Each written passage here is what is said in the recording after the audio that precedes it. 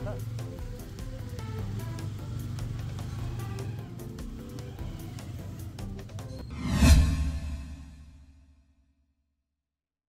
सबैजनालाई, this is Mohan र आज चाहिँ म र मेरो पार्टनर न्यू रोड अर्थात् बसन्तपुर एरियामा चाहिँ एकदमै त्यो छेउछाउमा भाइरल अथवा एकदमै चर्चित स्ट्रिट फुडहरू छन् त्यो चाहिँ हामी आज टेस्ट गर्न गइरहेको छौँ। हेरौँ के कस्तो हुन्छ। म चाहिँ नन भेज ट्राई गर्छु भने उसले चाहिँ भेज ट्राई गर्नेछ। के कस्तो बाँकी तपाईँ सबै कुराहरू तपाईँले भिडियोमा देख्नुहुनेछ। अन्तिमसम्म हेरेर इन्जोय गर्नुहोला। गरिरहेको छौँ एक बारा, हेरौँ के कस्तो छ र खाने मान्छेको रियाक्सन पनि। र यहाँको लोकेसन भन्नुपर्दा चाहिँ बसन्तपुर दरबार स्क्वेयरको ठ्याक्कै पछाडिपट्टि सानो गल्लीनेरी छ। यहाँ चाहिँ सप्पमुचाहरू यो तपाईँको फोक्सो फ्राईदेखि हरेक कति धेरै चिजहरू पाउँछ। सो आज हामी चाहिँ दुई चिज यहीँ ट्राई गर्न गइरहेछौँ है त। यो भित्र चाहिँ यस्तै धेरै चिजहरू पाउँछ। आज हामी चाहिँ दुई चिज मात्र ट्राई गर्न गइरहेछौँ। हामी चाहिँ अलिकति ड्युटी आफ्नो कामसाम भ्याएर जाँदाखेरि अलिक बेलुकी भएको अवस्था छ। 5 बजीतिर जाँदैछौँ। न्यू रोडको भित्रबाट छिरेर बसन्तपुर निस्केर अनि त्यो लोकेसनमा पुग्नेवाला छौँ।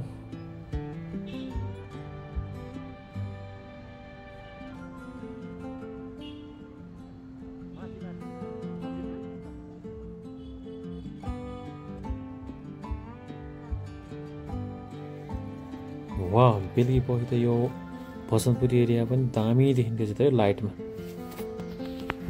दामी देखाएको छ।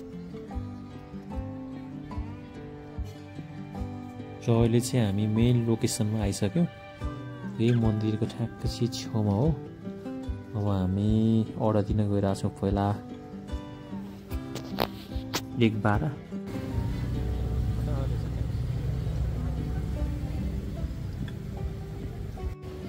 अब हाम्रो लागि 1 बारा चाहिँ पाक्दैछ। यसको मेन एक प्रोसेस चाहिँ यसरी नै हो। त्यसपछि अलिकति तातेपछि फेरि यसरी ठक्क माथिबाट एग हाल्नुहुन्छ। त्यसपछि फेरि फर्काएर अनि गर्नुहुन्छ।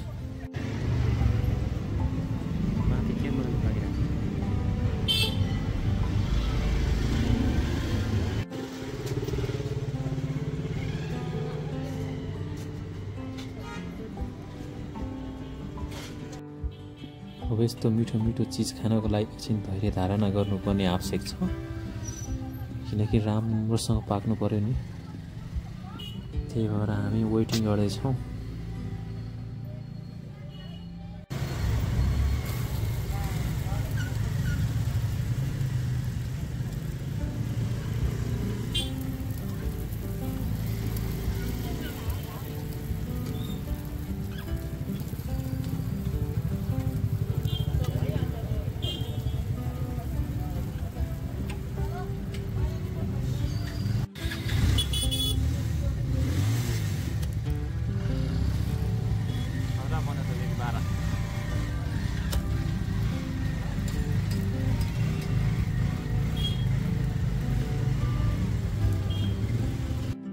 त्यसलाई चाहिँ अब तेलमा मजाले फर्काइ मजाले पकाउनु पर्ने हुन्छ। त्यसपछि एकदम मिठो हुन्छ।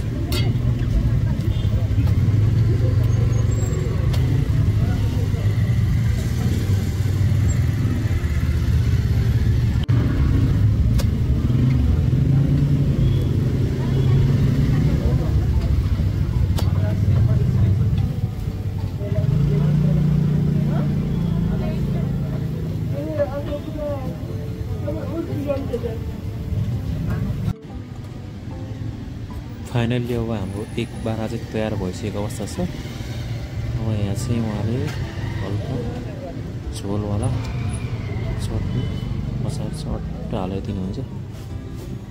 हेरौँ अब उसको रियाक्सन कस्तो हुन्छ। है अब बच्चा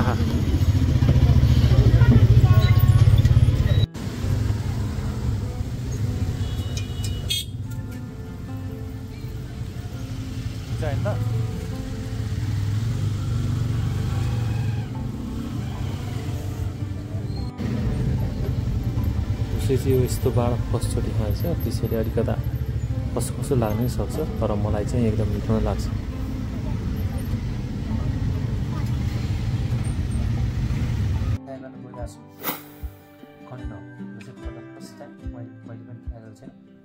फर्स्ट टाइम ट्राई गर्न गइरहेको छु। हेरौँ के कस्तो रहेछ यसको स्वादहरू, टेस्ट। यो चाहिँ मैले फर्स्ट टाइम खान गइरहेको छु। यसलाई सोद्धाखेरि चाहिँ यो भित्रपट्टि ससेस पनि हुने रहेछ, त्यसपछि चिज अनि यस्तै मिलेर बने रहेछ।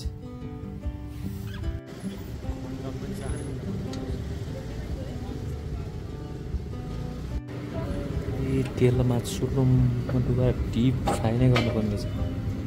भित्रपट्टिको ससेसहरूदेखि लिएर चिज सबै पाक्ने गरी।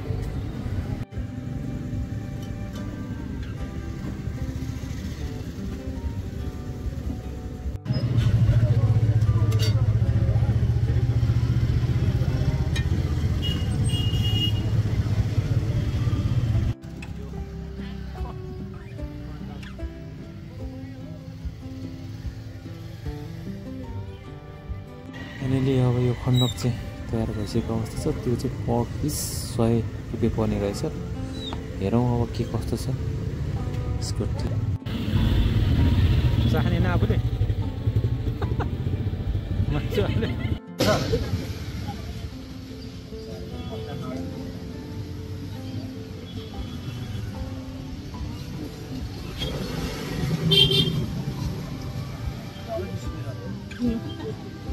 हुन्छ भाइ, टेस्टी छ है।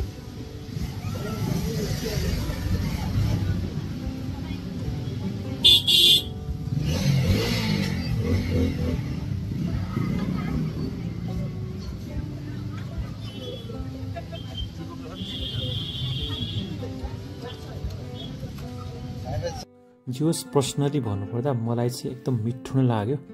यो भित्र चाहिँ चिज अनि पुरै चिङ्गम जस्तो पुरै रेसा रेसा निस्किने रहेछ। अनि भित्र ससेसको स्वादहरू पनि एकदम मिठो आउने रहेछ।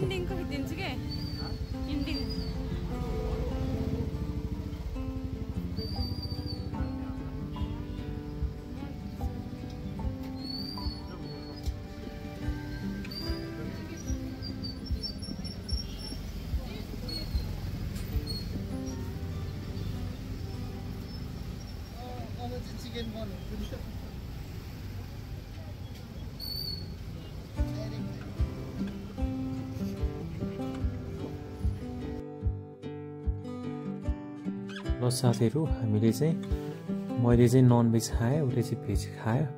जोस् मिठै राम्रै लाग्यो। अलि बेलुका बेलुका भएको हुँदाखेरि अलि मान्छेहरू पनि फ्याक बस्ने ठाउँ पनि खासै थिएन। त्यही भएर हामी फेरि फटाफट खाएर अब हामी घरतिर ब्याक हुँदैछौँ। अब अर्कोचोटि चाहिँ हामी फेरि त्यस्तै अलि नयाँ नयाँ चिजहरू ट्राई गर्नेछौँ। जोस् बेलुकाको भाइब्स चाहिँ झन् राम्रो हुने रहेछ। हक्क होइन, हेर्दाखेरि पनि के आनन्द सो हिँड्नलाई। र तपाईँहरूले पनि आएर ट्राई गर्न सक्नुहुन्छ। यदि तपाईँहरू पनि यस्तो स्ट्रिट फुडहरू मन पराउनुहुन्छ भने। Thank you for watching. अब हामी भेट्नेछौँ अर्को भिडियोमा। सो च्यानललाई सब्सक्राइब गरिराख्नु होला।